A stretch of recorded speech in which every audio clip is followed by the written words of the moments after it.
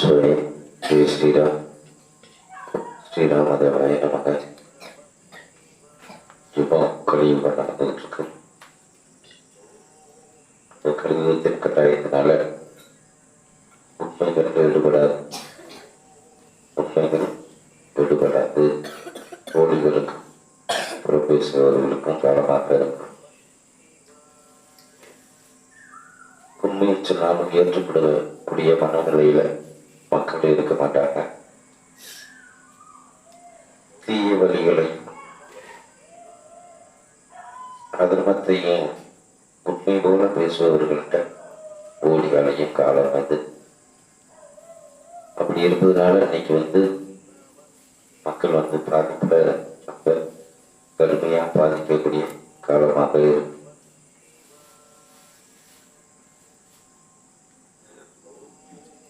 இதுல உண்மைத்தன்மை எப்படி அப்படின்னோம்னா ஆன்மீகம் ஒன்றைதான் தேர்வு. அந்த ஞானம் கிடைச்சாதான் உண்மை எது பொய் எதுன்னு உணர முடியும். அதுவும் இப்போ அந்த பொய்களும் போலிகளும் பெருத்ததுனால நம்ம உண்மையை சொன்னாலும் எடுபடாது. பயங்கரமான குழப்பங்கள் தான் நம்மளுக்குள்ள ஏற்படும். இது இப்படி இருக்கு, இது ஏன் இப்படி பண்ணாங்க அப்படிங்கிற மாதிரி.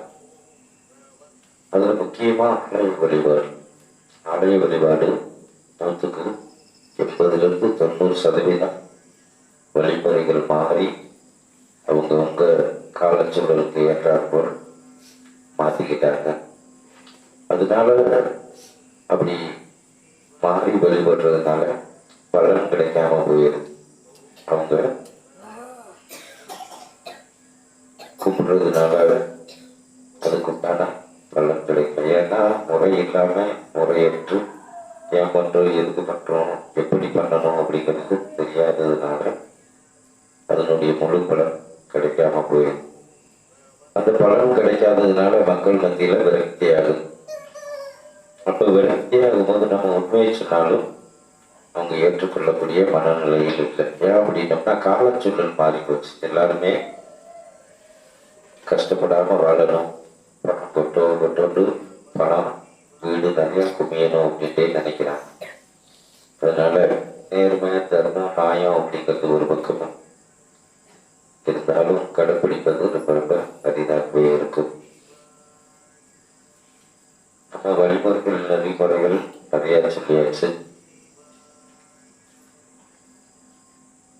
அதுவும் இப்போ உள்ள முக்கால்வாசி ஐயர்மார்களும் ஏன் அப்படின்னோம்னா அந்த பாமர மக்கள் கோயில் கும்பாபிஷேகம் சிலை இப்படிலாம் பண்ணும்போது அவங்களுக்கு எதுவுமே தெரியாது. எப்படி வைக்கணும், என்ன வைக்கணும், என்னன்னே தெரியாது. அப்போ ஐயர்மார்கள்ட்ட போய் கேட்பான்.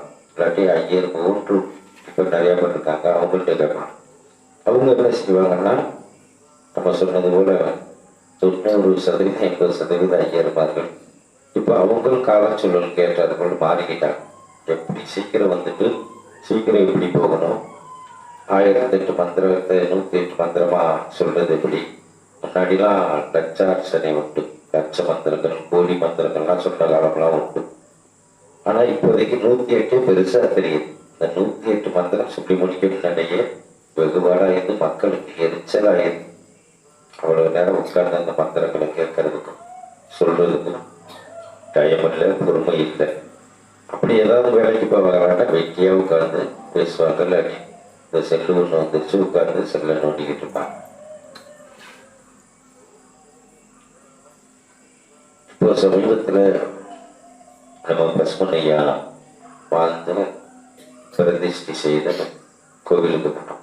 புளிச்சிக்குளம் அரிக்குடி போகிற வழியில சுவிச்சு பக்கத்தில் அங்கேயும் பார்த்தோம்னா விசித்திரமான ஒரு நாயகர் சிலை. அந்த மாதிரி சிலையை நம்ம எங்கேயுமே தெரிஞ்சு பார்த்ததுல பார்க்கவும் முடியாது. நம்மளுக்கு தெரிஞ்சு உலகத்திலே அது ஒன்றாத்தான் இருக்கும். என்ன அப்படின்னோம்னா 5 முகம் அந்த விநாயகருக்கு, 10 கரங்கள், 10 கை. விநாயகருக்கு முன்னாடி எல்லாருமே என்ன செய்வாங்க, மூஞ்சல் வருவாங்க. ஆனா இங்கே விநாயகருக்கு முன்னாடி சிங்கம் வச்சிருக்காங்க. இதுக்கெல்லாம் அர்த்தங்கள் தெரியணும்னா ஞானம் வேணும். அந்த ஞானத்தால் உணர்ந்தவங்களுக்கு மட்டுமே அதனுடைய விளக்கம் தெரியும். ஏன் பஞ்சமுகம் வச்சாங்க, ஏன் 10 கரங்கள் வச்சாங்க, ஏன் சிங்கத்தை வச்சாங்க. இப்போ உள்ளவங்கள்ட்ட நம்ம ஒரு சில விஷயங்கள் தோணி உங்கள் கோயில் முறைகள் தப்பாக இருக்குது, இப்படி பண்ணுங்க அப்படின்ட்டு சொன்னால் கூட அவங்க என்ன சொல்லுவாங்க, நாங்கள் காலங்காலமாக இப்படித்தான் கூப்பிடுவோம் அப்படின்னா. காலங்காலமாக என்ன, அந்த காலங்கிறது அவங்களுக்கு தெரியாது.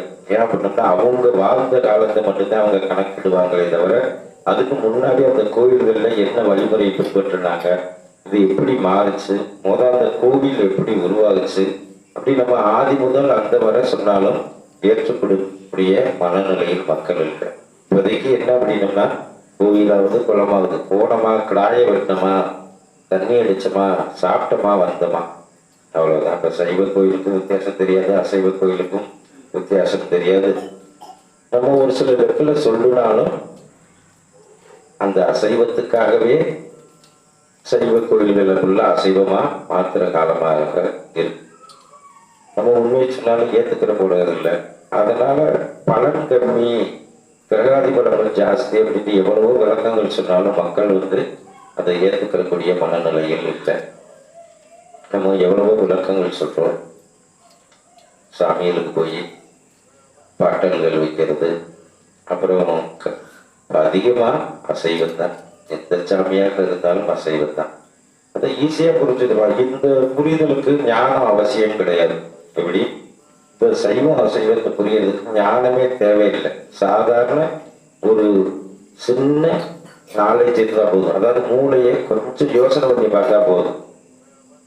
இப்போ ஒரு மனிதன் போதையில் இருக்கான், நிறைய போதையில் ஒருத்தன் போறான், அவனால என்ன முடியும் யோசனை பண்ணுங்க பார்ப்போம். எல்லாரும் முக்கால்வாசி பேர் பிடிச்சவங்களா இருக்கலாம், குடியாரவங்களை பார்க்காதவங்க இந்த உலகத்திலே இருக்க முடியாது. அதுவும் குறிப்பாக தமிழ்நாட்டில் இருக்க முடியாது. குடிகாரவங்களை பார்க்காதவங்க தமிழ்நாட்டிலே இருக்க முடியாது. பிடிச்சவங்க நிறைய போதையில எத்தனை பேர் நம்பிக்கையில் விழுகிறாங்க, எத்தனை பேர் உயிர் பலியாயிருக்கு, என்னென்ன நடக்குது. அதே போலதான் அந்த மாதிரி தெய்வங்களும் இருக்கும். அதை நம்புறதுதான் குடிகாரனை நம்பி பின்னாடி போனாங்கிறது. அவனாலேயே நடக்க முடியாது, அவன் பின்னாடி நம்ம பாதுகாப்பு கேட்டு போனது தான் அந்த அசைவங்கள்லாம் படைக்கிற தெய்வங்கள். சில தெய்வங்களை நம்ம குறை சொல்ல முடியாது, ஏன்னா அது சைவம் தான். ஆனா இவங்க அசைவத்தை படைச்சுக்கிட்டு இவங்க வசதிக்காக மாற்றும் போது அப்புறம் நாங்கள் எங்கள் கோயிலுக்கு 2 கடா வெட்டினா ஒன்றும் நடக்கல அப்படின்னோம்னா அது 100க்கு 100 தவறான விஷயங்கள். சரியா? அப்போ அந்த சாமியில் சிலதெல்லாம் நடக்குது அப்படின்னோம்னா கொஞ்சம் போதையில நடக்கும், நிற போதை ஆயிடுச்சுன்னா படுத்துருவாங்க. ஏன்னா அந்த குடியாரர் நல்லது கெட்டதெல்லாம் யோசிக்க மாட்டாங்க. நிதானத்துல கொஞ்சம் பேர் அடிக்கிறவனு இருக்கான், கொஞ்சம் ஓவர் ஆயிடுச்சுன்னா விழுந்து படுக்கிறவனு இருக்கான். அதுவும் நம்ம கேரண்டி கொடுக்க முடியாது. ஏன்னா அவன் பின்னாடி போய் நல்லது கெட்டது தெரியாம நம்மளும் மாட்ட வேண்டிய காலமாகத்தான் இருக்கும். அதுக்காகத்தான் நம்ம அந்த ஆதி கோயில் அறிஞ்சு புரிஞ்சு சொல்றது. இப்ப நம்ம ஒரு லெக்கில் தேவரையா வச்சது மாதிரி உங்க விநாயகர் கோயிலுக்கு முன்னாடி சிங்கம் வைங்க அப்படின்னு சொன்னோம்னு வைங்களேன், இந்த அளவுக்கு இருக்கு அப்படிமா. ஏன் அப்படின்னா உலகத்துல எங்கேயாவது சிங்கம் வைப்பாங்களா? ஆதி முதல் அந்த வரை மூஞ்சது தானே இருக்கும். அது ஏன் சொல்றோம், எதுக்கு சொல்றோம்னு சொன்னாலும் அப்படிலாம் வேண்டாம், இப்படியே வைங்க அப்படின்னு தான் சொல்லுவாங்க. அதுக்கு பிறகு அதையும் வைக்காத கோயில்கள்லாம் நிறைய இருக்கு. ரைட்டா? சரி, அது ஒரு பக்கம் இருக்கட்டும். இப்போ ஞானம் இறை ஆற்றல் கருணைலாம் எளிமையா கிடைக்கிறதுக்கு நம்ம எவ்வளவோ வழிமுறைகள்லாம் சொல்லிட்டோம். கோயில் குளம் அப்படின்னு போறதை காட்டிலும் கடவுள் நம்மளை தேடி வருவதற்கு நிறைய ஏகப்பட்ட விஷயங்கள் இருக்கு. அதுக்கு என்ன செய்யணும் அப்படின்னோம்னா, நம்ம ஆயிரக்கணக்கான கோடிக்கணக்கான முறை சொல்லியாச்சு, மீண்டும் ஞாபகப்படுத்துறோம். நம்ம வேலையை மட்டும் பார்க்கணும். எப்படி நம்ம கரெக்டா நம்ம வேலையை மட்டும் பார்க்கணும். அதுக்கு பிறகு நம்மை போல அடுத்த ஜீவராசிகள் அனைத்தையும் நேசிக்கணும்.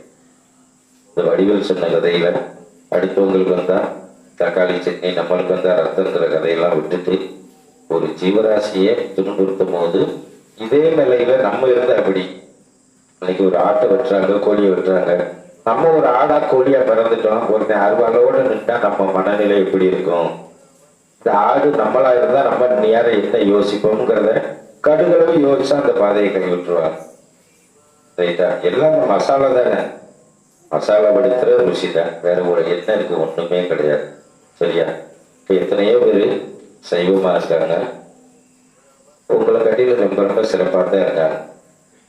இப்போ நான் சொன்னதில் போலக்காரங்க மாதிரி இப்போ பெரிய பெரிய நாலேஜ் உள்ளவங்க, அதிகமான நாலேஜ் உள்ளவங்க, அதிகமான பதவியில் உள்ளவங்க போய் சட்டப்பட்டுக்கெல்லாம் இருக்க மாட்டாங்க. அந்த அசைவம் சாப்பிட்றவங்க அதிகபட்சம் குறிப்பிட்டு சொல்லப்போனால் பிராமண மக்களை கூட சொல்லிடலாம். சுத்த சைவமாக இருக்கிறவங்க அவங்கள்ட்ட நம்ம முன்னோர்களே சொல்லுவாங்க அவங்கள்ட்ட போகக்கூடாது. ஏன்னா அவங்க நேருக்கு நேரம் வந்து சண்டையிட்டுக்கிட்டுலாம் இருக்க மாட்டாங்க. அறிவியல் பூர்வமாக சட்டப்படி என்ன பண்ணணுமோ அதை பண்ணுவாங்க. அதுக்கு பிறகு இறைவன்ட்ட அவங்க தொழுகும் போது இறைவன்ட்ட சொல்லி ஞான மூலியமாகவே பழி வாங்குவாங்க. எப்படியா? இறைவன்ட்ட சொல்லி ஞானத்தாலேயே பழி வாங்குவாங்க. இதெல்லாம் சாத்தியமா? 100% சாத்தியம். ஞானத்தால தர்மத்துக்கு தெய்வங்கள் வந்து 100% துணை நீக்கும். அதுக்கு நம்மளும் ஒரு உதாரணம். எத்தனை பேர் வாழ்க்கையிலே நடந்திருக்கு. நம்மளை எடுத்து ஏதாவது ஒன்று பண்ணாங்கன்னா 99% அமைதியாகவே போறது. யாரு என்ன பேசினா பேசிட்டு போறாங்க. அப்புறம் வந்து அவங்களே விழுந்து இங்கே மன்னிப்பு கேட்ட காலங்கள்லாம் உண்டு. அதனால அந்த சைவத்தினால நிறையா பிரயோஜனங்கள் இருக்கு. மனிதன் எப்படி வாழணும்னு இறைவன் படைத்தாரோ அந்த வழிதான் இந்த வழி. இதை விட்டுட்டு அப்புறம் எங்கெங்கேயோ ஓடி அலைஞ்சு இப்படியே தெரிகிறாங்க. இறைவன் கொடுத்த வாய்ப்பையும் விட்டுட்டு 120 வயசுல வாழ்ந்தா 40-50 வயசுலையும் போகக்கூடிய காலங்கள் சூழ்நிலைகள் உருவாகி போச்சு.